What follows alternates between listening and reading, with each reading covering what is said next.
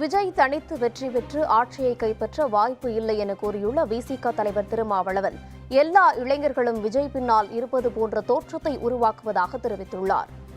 வட இந்திய மாநிலங்களை சார்ந்த சில செய்தி நிறுவனங்கள் தான், குறிப்பாக ஆக்சிஸ் மை இந்தியா,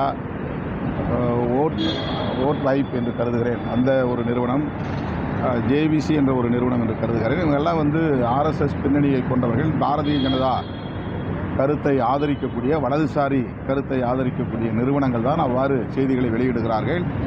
விஜய் பெயரில் ஏராளமாக பிட்டிங் நடக்கிறது, சூதாட்டம் நடைபெறுகிறது.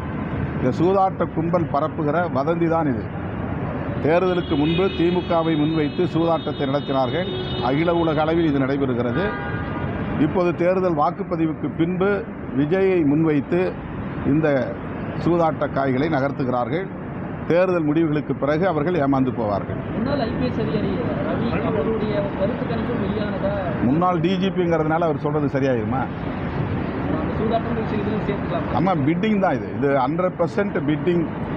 இந்த சூதாட்ட நடவடிக்கைகளுக்கான ஒரு மீடியா ஹைப் இது, அவ்வளவுதான். நீங்கள் நாளைக்கு தேர்தல் முடிவு வரப்போகிறது, பாருங்கள்.